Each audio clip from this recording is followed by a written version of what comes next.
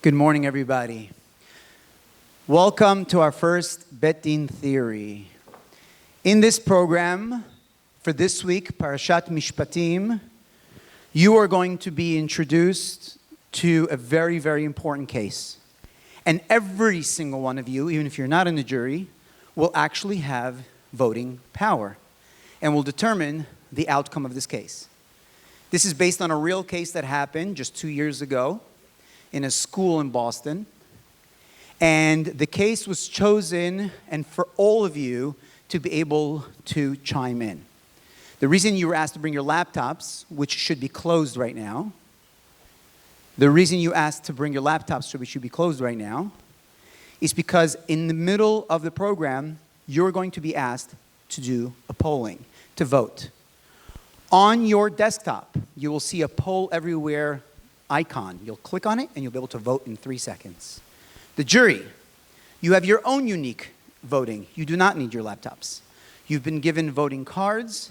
You could use the back of them to keep notes as you hear what you need.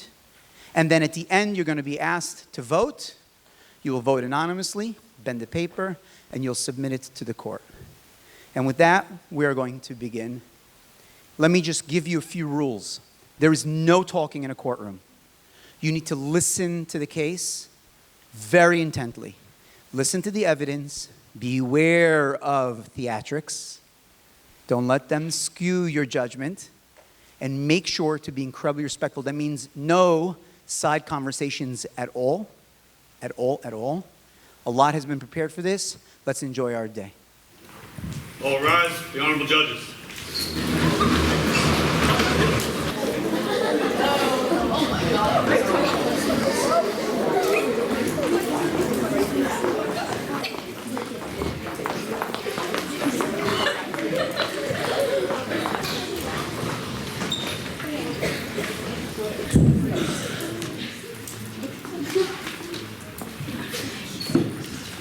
Take your seats.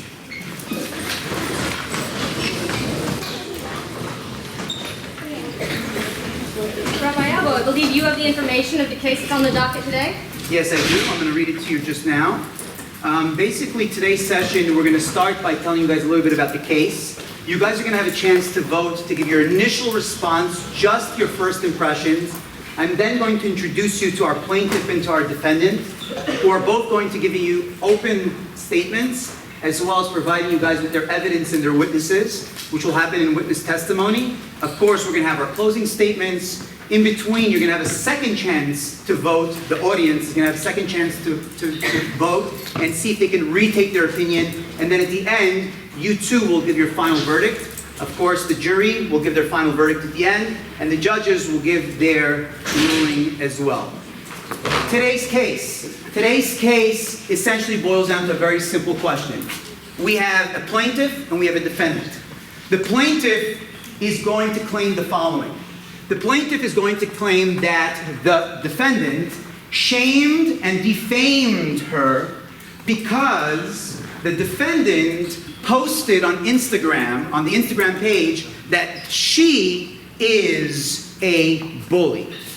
And she feels that it was an unfair way to call her out in public. This is the background knowledge that you need to know. There was a bullying act. What today is the plaintiff once bullied the defendant's friends, or at least it was claimed to have bullied the defendant's friends. That's what happened. That is not the case today. We're not here to determine whether she was or was not a bully. That happened in the past. She took the following courses of action. If you look at chart number 2, she went to authorities. She tried going to parents. She tried going to school administration, and nothing happened. Nothing was resolved. She then went on and said, I need to confront the bully. She went to Ploni Almoni, Ploni Almoni was the bully in this case and said, hey, stop doing this to my friends, stop, mistreating them, and nothing happened. They had no other choice, but the only way to confront the bully, Rachel, the defendant, decided to post on Instagram, this person's a bully, beware of them, don't allow them to bully you, don't allow them to do those types of things. And now the question that we have in mind is, did Rachel do the right thing? Should the students, Rachel and her friends, submit the circulated video to Instagram account to identify the two bullies? That is the question that we're trying to answer today. Was it the right thing for her to have taken that? Was it a proportionate reaction or not? You now have a moment to take a poll. Open up your laptops quickly. Open up your laptops. On your desktop, you're going to see an icon called Poll Everywhere. Click on it. Initial response to the case as you heard it. Think for yourselves, no talking. Let's see them come in.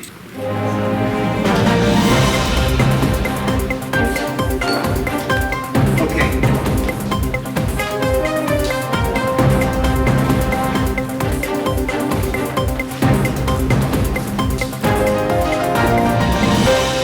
The choices that you were given is that Rachel should use the Instagram page to call out the bullies. Don't have a first impression. They should wait for more evidence before taking action. You can only call out the bully when asked, or commit the responsibility to use social media. Your first impressions so far is C. They should wait for more evidence before taking action. Well, let's see how today's defendant and plaintiff present the cases to you. Allow me to introduce to you today's defendant and plaintiff. Judges, you have sitting before you Rabbi Yechiel Schaffer, who is presenting today Ploni Almoni, and he's going to be bringing his case before you, as well as the defendant, Dr. Debbie Stone, with her defendant, our victim, Rachel.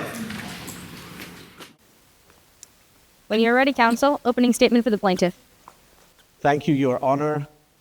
Ladies and gentlemen of the court, of the juries, it's good to see you again. Today, you are going to hear the defense say that her client had a religious obligation to do what she did, that the Torah itself required her to rebuke, lo ta'amod al dam re'echa, do not stand idly by while you see an injustice. But what we're going to tell you is that shame should never be weaponized. No matter how correct or how right you are, shame is always wrong. Shame should never be used, and especially on social media. We are going to present to you 3 sources that will tell you the gravitas, the significance of shaming another, what it does to a person, not just the jeopardy it puts my client's future in, but the feeling, the shame, the repercussions. Thank you, Your Honors. Counsel, the defense is invited to give their opening statement. Good morning. If it please the court, if it please my honourable counsel, we are here to defend Rachel, who has been falsely accused of shaming Ploni Almoni. The prosecutor is going to tell you a story about shame. The prosecutor is going to bring you evidence that lacks any halachic authority. The prosecutor is going to turn this case to be about right and wrong, when in fact the wrong person is sitting in the defense chair and the right person should be sitting in this chair right now. Ploni Almoni is the person who should be on trial today, not Rachel. Ploni Almoni is the person who, without any doubt, no one will dispute this, has caused harm. Rachel, as we will prove, went out of her way to avoid any type of embarrassment, shame, or hurt towards Ploni Almoni. There is evidence that shows that Ploni Almoni is guilty and should be sitting in the defendant's chair. And if you don't like what happens in a public forum, you really shouldn't do it at all. Our case will be put to the court that Rachel acted in complete halachic boundaries, and we will see who really is the guilty party today. Plaintiff may call their first witness. Your Honor, we would like to call to the stand one of the greatest rabbis to have ever lived, more prolific maybe than any other rabbi, Rabbi Shlomo Yitzchaki, Rashi.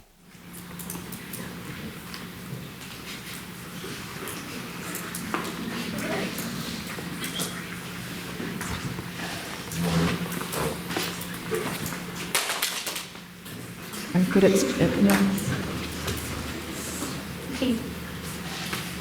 Good morning, Rashi. like this. Rashi, if you could talk up a little bit. We know you're better in pen than perhaps the spoken word, but it is truly our honor to have you here today. Sorry, my client is just a little bit, I'm not sure.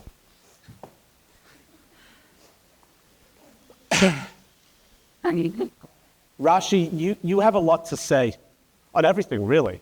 But you have a lot to say specifically on this issue. And you say it well. You say it succinctly. You get directly to the point. There is indeed a mitzvah. There is indeed a command in the Torah to rebuke, my friends. If you see something wrong, if you see someone doing something wrong, there is a mitzvah to rebuke them, to tell them off, to make sure they know that they are doing something wrong. And along comes Rashi, and Rashi questions the parameters of that law. Are we always supposed to rebuke? Anytime you see something wrong, are you supposed to talk up? So Rashi comes along and limits the circumstances, the situations in which rebuke may apply. Rashi, could I ask you please to read your own words that we can view on the screen the first 2 lines of your comment on the Talmud found in the section known as Arafin. Yes. When rebuking your fellow, you must know how to rebuke respectfully, without causing the person's face to change colors in embarrassment. And so, is it correct to assume, is it correct to understand from your testimony? Sorry, one second. Objection, Your Honor, theatrics. Your Honor, this is a very traumatic experience for my client. It's caused unending harm. This is natural reaction. Overruled, but proceed with caution, counsel. I've noticed you have been testifying, not the witness. Okay, I will caution my clients to not cry. Thank you. Rashi, is the goal of rebuke to shame, or is it something else? The goal of rebuke is never to shame, but only to correct behavior in the appropriate way. And if the rebuke causes shame, is one supposed to offer that rebuke? It would be my opinion that you should find a way to do it in a way that is not shameful. Thank you, Rashi. The witness is yours, Vince. Rashi, it's good to see you again. Objection. On what grounds, counsel?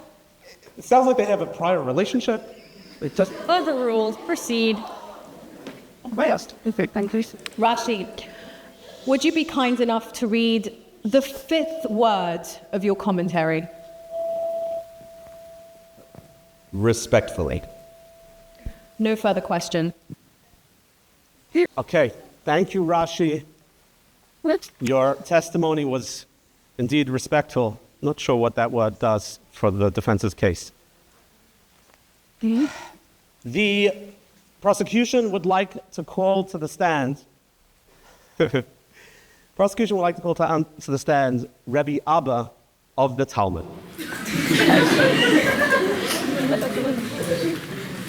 Rabbi Abba, you'll forgive me, but is it unusual that your name is Rabbi Father?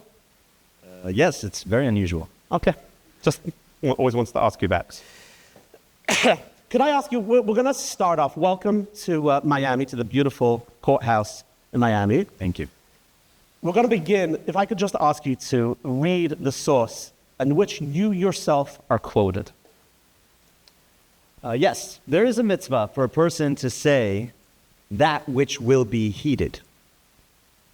So is it a mitzvah for a person not to say that which will not be heeded? My opinion is that it is obligatory, as it is stated in Proverbs. Do not rebuke a scorner, lest they hate you. Rebuke a wise person, and they will love you. Rabbi Abba, thank you. You read beautifully. Thank you. Could you offer your expert testimony on whether there might be a mitzvah to stay quiet sometimes? I believe that sometimes one does need to stay quiet if your words will not be heeded. And if your words will not be heeded, is there a qualification in your statement in front of us as to who the subject of rebuke needs to be? What do we know about the subject of rebuke? That person needs to be? I believe they must be someone who will listen to the person rebuking them. But friends, my client has made many poor decisions in her life. That is not what is on trial. What on trial is not her poor decisions. It's not the so-called video of her behavior and our judgment of that behavior. What's on trial is whether it was the correct decision, whether it was indeed going to be effective to shame her publicly. Rabbi Abba, I believe it was not effective to shame her publicly because my client has many wonderful things. Your Honor, counsel is testifying. Sustained. Frame it as a question. No more questions for Rabbi Abba. Rabbi Abba, just one question for you. What type of person does not heed rebuke according to your commentary here? That would be a scorner. Could you give a synonym, another word for scorner? I believe that would be someone who has shown a pattern of misbehavior. No more questions. Thank you, Rabbi Abba. You are looking very good considering you're 2,000 years old. The prosecution would like to call to the stand one last expert witness, a rabbi who has more recent acclaim, an Italian, very sophisticated, capable rabbi, Rabbi Moshe Chaim Luzzatto.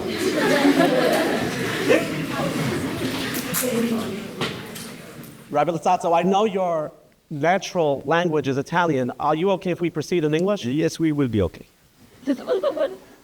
Rabbi Luzzatto, you also are looking excellent considering. Thank you very much. Okay, could I ask you, just to take a moment, the Mesilat Yesharim, could you just share with me what the primary goal of this book is? Sure.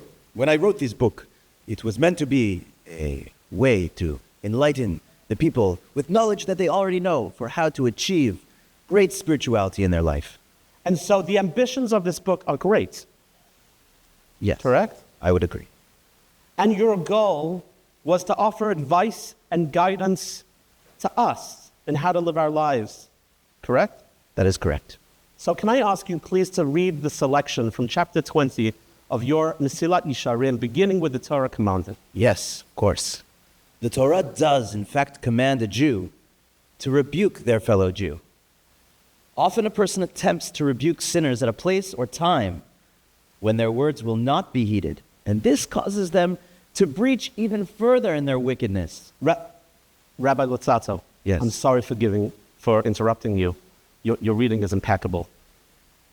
Can you just underline that sentence for me? Read it one more time slowly, maybe with a little bit less of an Italian accent. Often a person attempts To rebuke sinners at a place or time when their words will not be heeded. And so, in choosing how and where you rebuke, Yes. it is critical to identify a place and a time where the rebuke will be received, where the rebuke will be effective for whom? Rabbi Lotzato. I believe that the rebuke should be effective to the person who is being rebuked. The goal of rebuke is to make an impact, to make a difference in the actions of the person receiving rebuke. So where you choose to do the rebuke might even be a chilul Hashem. It might even be a desecration of God's name if it's going to be ineffective, especially if you do it in the public space. Could be. No further questions.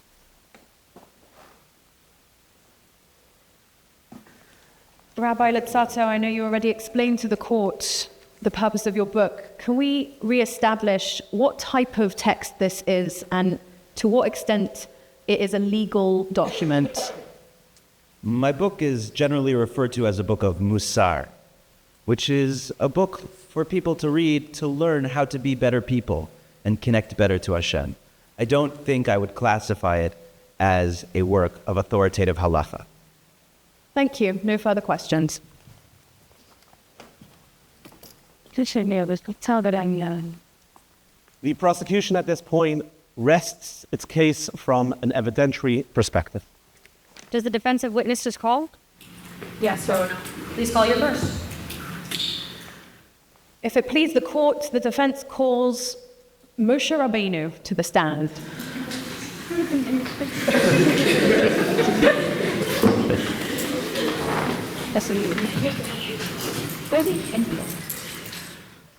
Rabbeinu, if I can ask you please to read the following text that you wrote in the Word of God that appears before us. Yes, I remember this one. Yes, God told me to write this one. You shall not perform injustice in judgment. Do not favor the poor or show deference to the powerful. With righteousness shall you judge your kinsman. Do not gossip among your people. Do not stand by the blood of your fellow. I am God. Pause for me, Rabbi. If you could just repeat that very last verse again. Verse 16, halfway through, do not stand. Yes. Do not gossip among your people. Do not stand by the blood of your fellow. I am God. And if you don't mind, please, to continue. You shall not hate your brother in your heart. You shall surely rebuke your kinsman, and you shall not bear a sin because of it. Thank you. Moshe, does the evidence show that God insisted on the board, as we see, that a person has a positive legal commandment, one of the 613 legal commandments, to rebuke another person? Does it say that? It certainly does. And this, according to your testimony, is one of the 613 mitzvot that a Jew has to keep to. That is correct. Okay. And if one does not, according to the text in front of us, rebuke someone else, according to Vayikra, as you wrote by the hand, your hand, God's word, what will happen to this person? The person who should be rebuking their fellow and does not bears the sin of their fellow. And just for clarity, who said this? This would be God. This would be God. Objection. Relevance. What's the relevance whether God is not on the stand testifying? Counsel, your response? We are here to establish what God wanted as it relates to Jewish law. God's on the stand. God is everywhere, counsel. I'm inclined to agree. Objection overruled. I have no further questions. Over to you, counsel. You see, we're up, down, all around. Thank you, Moshe Rabbeinu. It's so wonderful to see you again. You really are looking excellent. I see you trimmed your beard a little bit. I like the way it looks. Thank you. Can you, in the bold on the screen, there's a sentence. Can you just read that sentence for me, please? Sure. You shall surely rebuke your kinsman. Sorry. I'm sorry for interrupt. I would never interrupt Moshe Rabbeinu. But this time I'm going to because it's my obligation. Who should you rebuke? Your kinsman. What does that mean? I believe your kinsman is a reference to A fellow Jew. You believe it's a broader fellow Jew, or could it perhaps be someone you have a relationship with? I believe the implication here is that, by definition, a fellow Jew would be someone you would have a relationship with. Perhaps someone you were even friends with because you needed to be effective in your tochacha, in your rebuke. I would agree. Thank you very much. Moshe?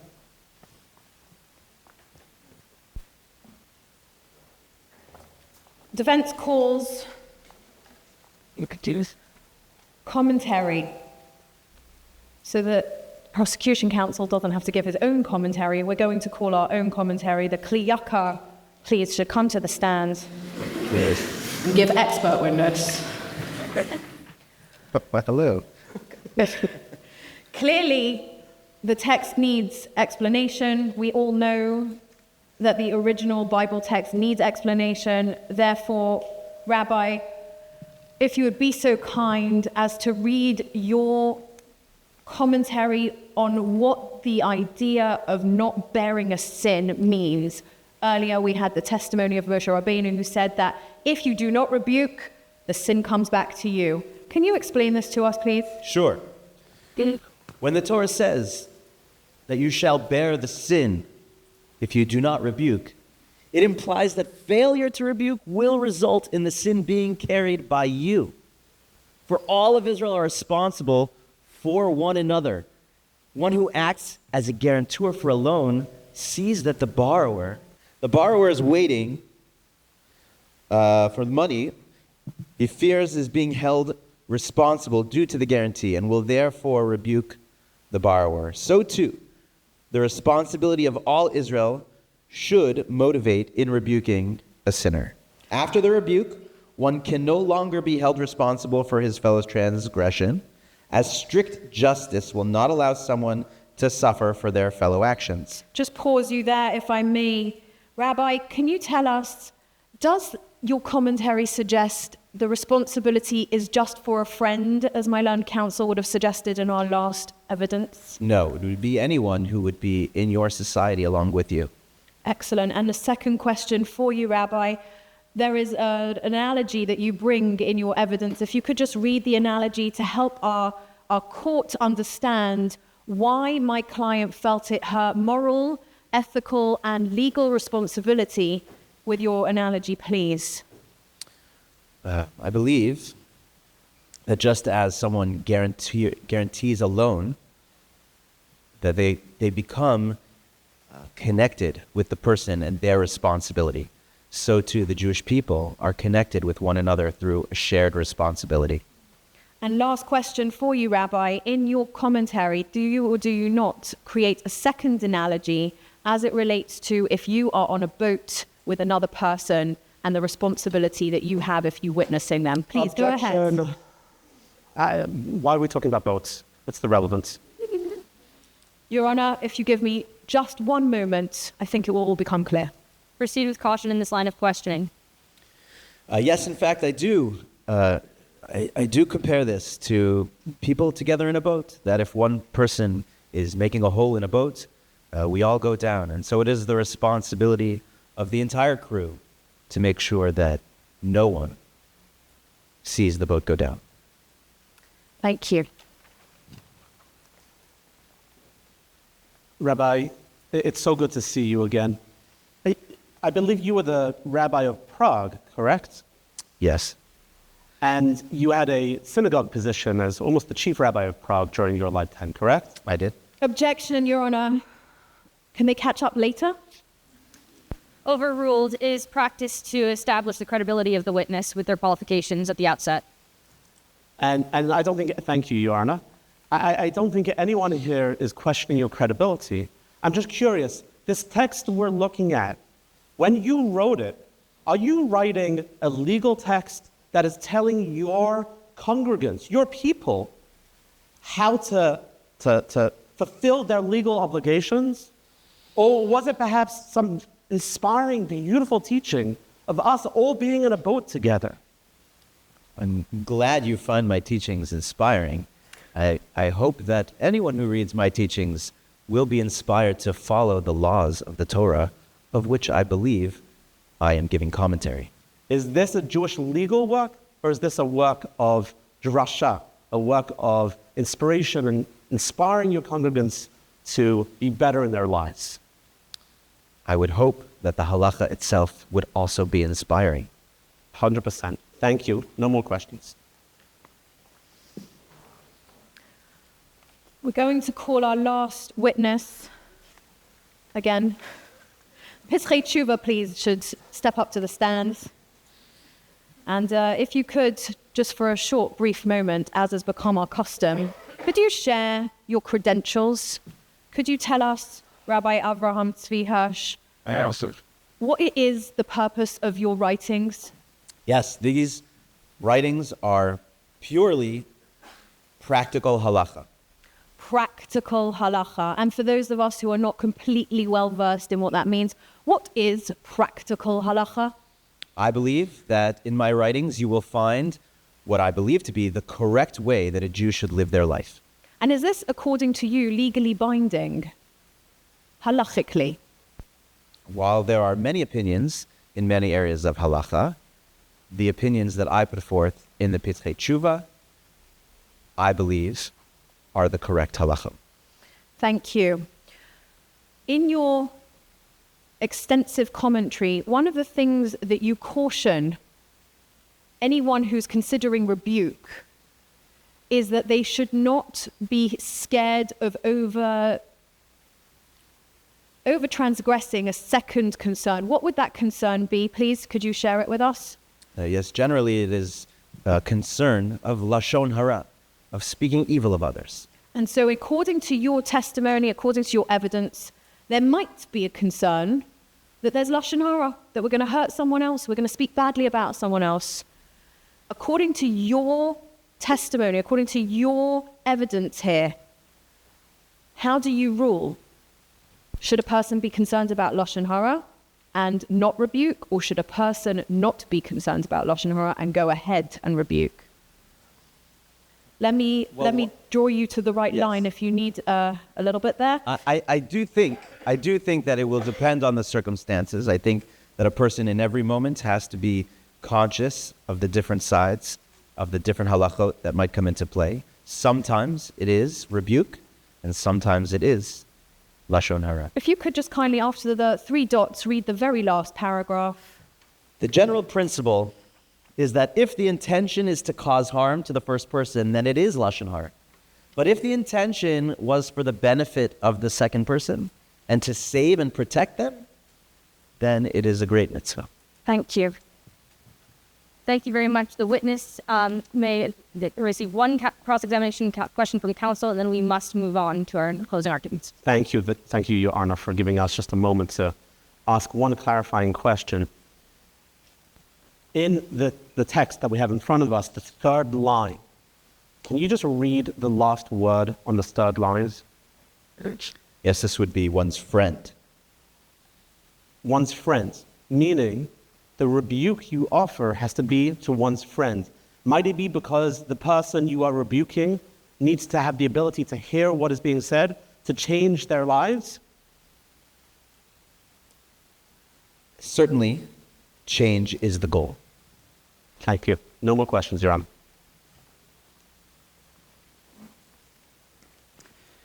Open up your laptops. This is your second poll. Again, use the icon that's on your desktop. And your second opinion, after hearing a lot of the case and evidence before our closing statements, please select the option that makes most sense to you at the moment.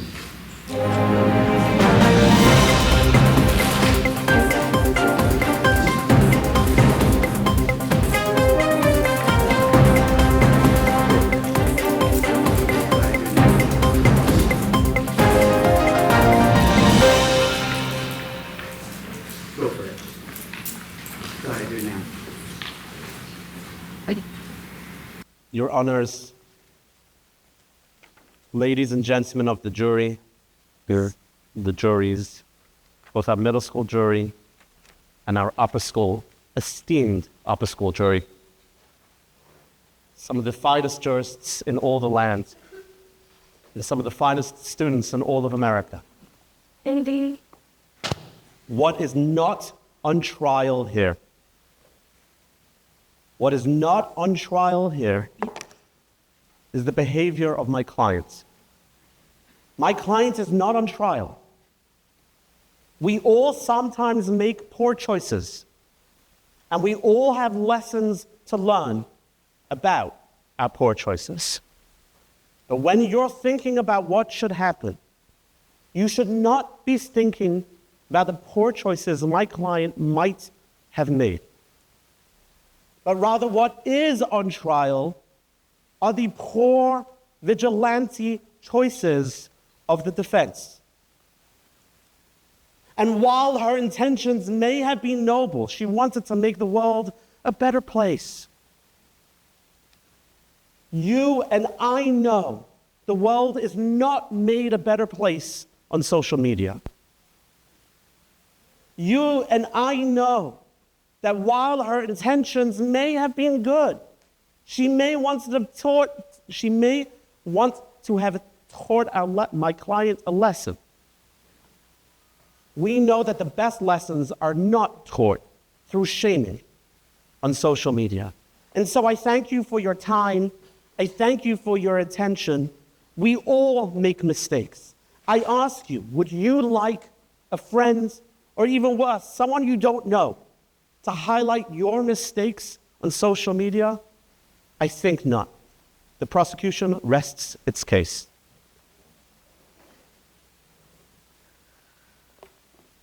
If it please the court,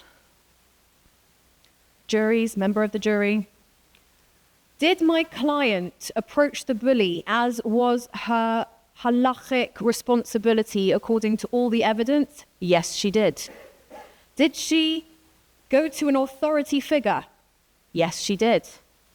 Did, according to all the evidence that we have seen in the case study, did Plony intimidate my client and show that she would not heed any further direct rebuke? Yes, she did.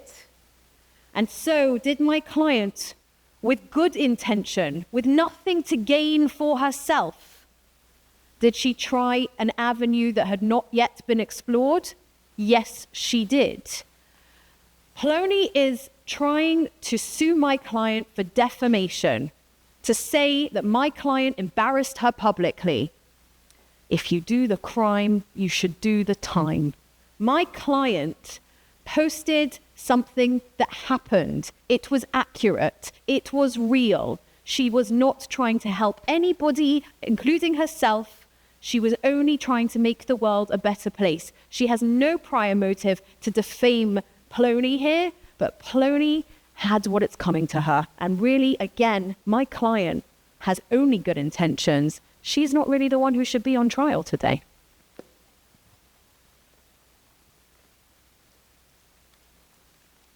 Audience is asked to do their final verdict. Jury should delegate, and make your own decisions, and the judges will do the same. Hold on a second.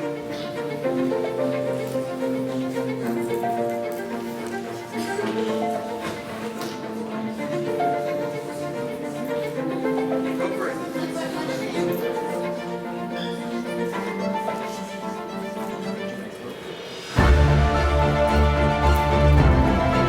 All right, we're collecting the jury's vote right now.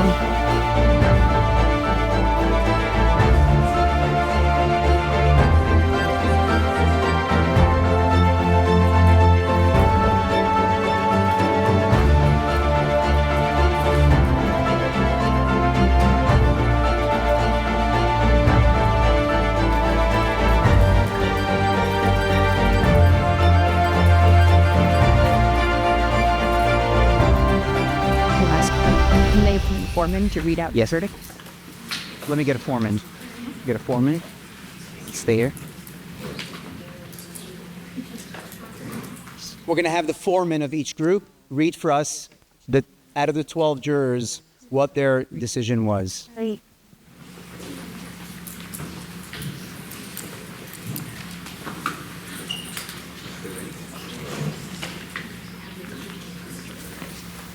Foreman of the upper school jury, what is your verdict? Our verdict is no.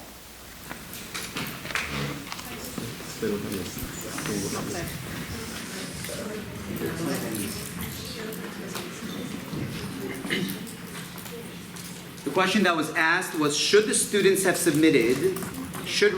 submitted the circulated videos to the Instagram account identifying the two bullies? And the upper school jury majority voted no. That means the plaintiff is correct. Foreman of the middle school jury, what is your verdict? Our verdict is yes. And now for the judge's ruling. It is the holding of this bench. Should the students have submitted the circulated videos to the Instagram account identifying the two bullies? No. We agree that the people have a shared responsibility and that bad behavior should be rebuked. But we were further persuaded that the goal is to be corrective and that gossip is forbidden. When the bullies were approached, they were told their behavior was wrong. The rebuke was delivered. The shame was lifted from the standers-by. Their duty was done. Their goal in posting to the Instagram account was no longer about correcting behavior, but about shaming, which we have heard from our witness is explicitly forbidden. Time and place matter. And so this bench unanimously finds that no, the video should not have been posted to the Instagram account. Wait a minute. So we have one no from the upper school jury. We have a no from the judges, but we have a yes from the middle school. Let's see what the audience voted.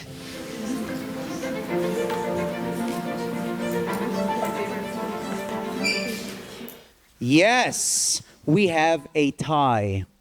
The reason that that is actually the best outcome is because one of the goals that we wanted to present you with today is the notion of how easily the same pieces of evidence could be taken by different people in different ways and understood in a different light. Thank you very, very much. Have a wonderful day. Thank you very much, everybody.